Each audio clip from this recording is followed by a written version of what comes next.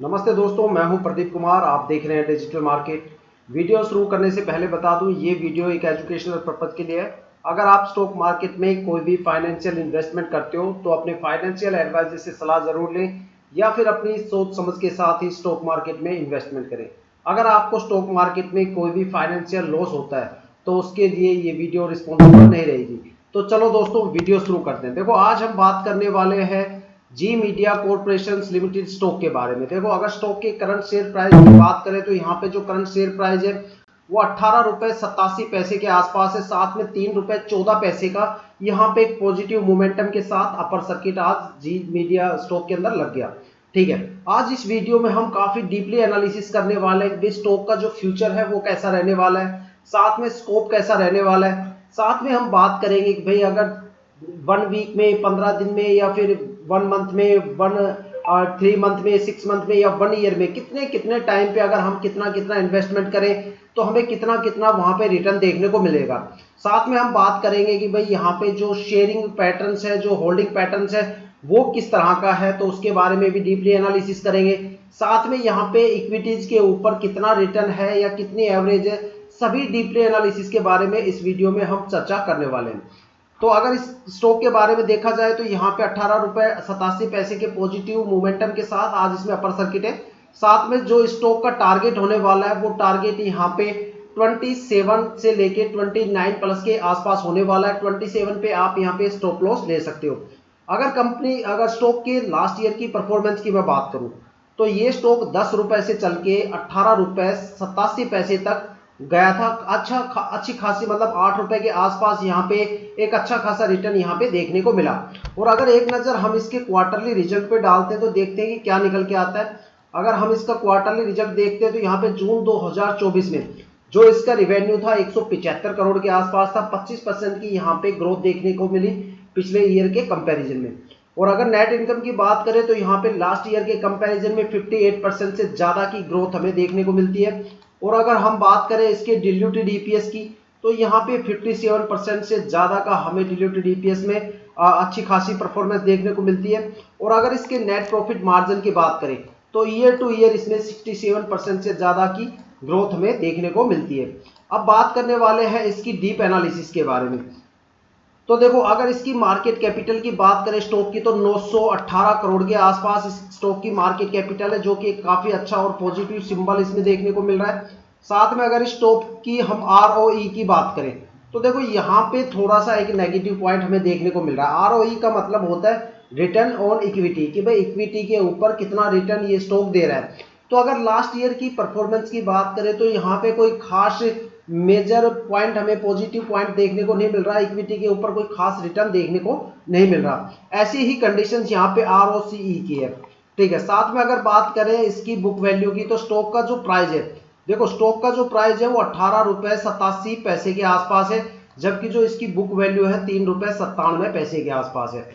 Book value का मतलब होता है कि भाई मान लो जैसे आपने 100 शेयर 50 रुपए के खरीदे और 100 शेयर आपने 100 रुपए के खरीदे, तो जो आपकी बुक वैल्यू रहेगी वो हो जाती है 75 रुपए। मतलब जो आपकी शेयर की एवरेज होती है वो आपकी बुक वैल्यू होती है।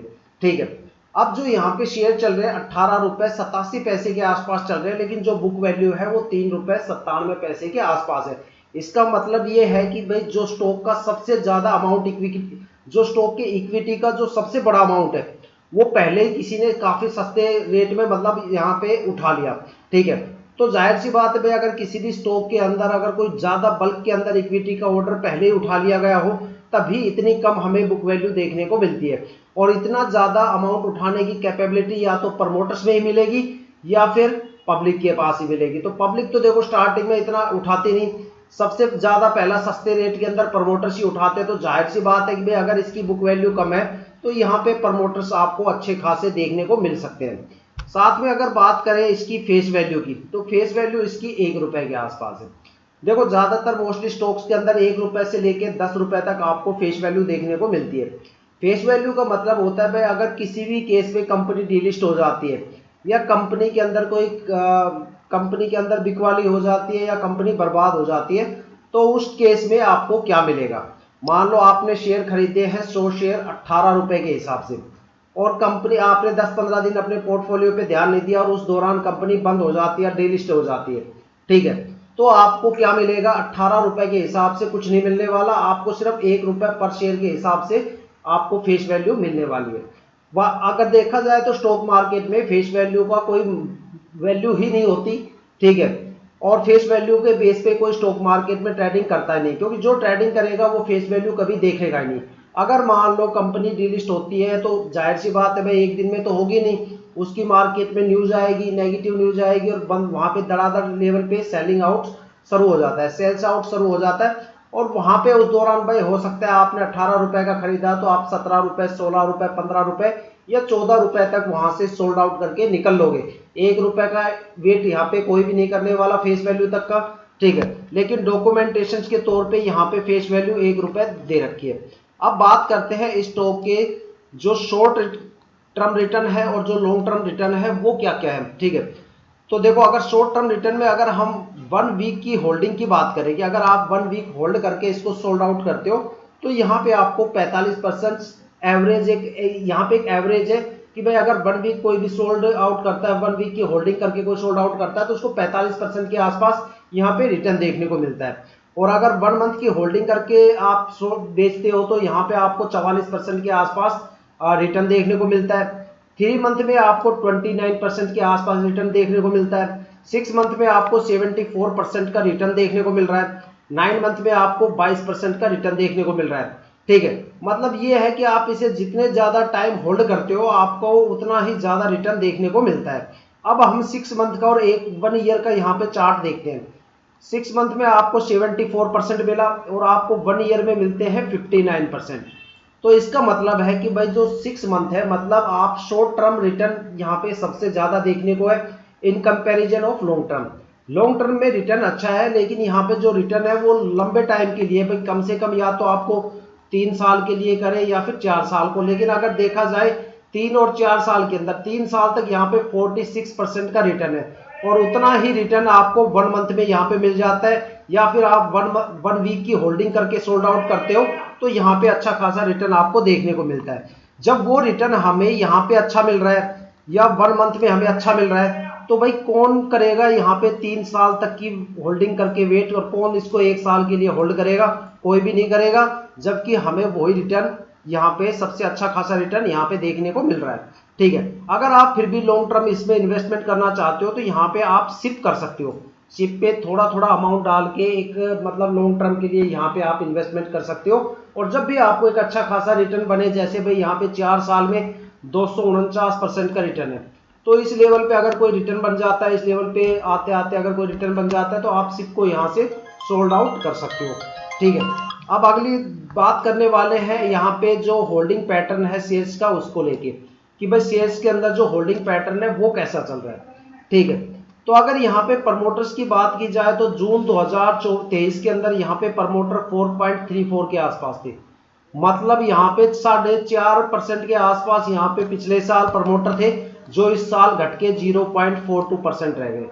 मतलब यहाँ पे टोटल क्या हो गया कि प्रमोटर्स ने अपना सारा माल बेच दिया, और माल किनको बेच दिया?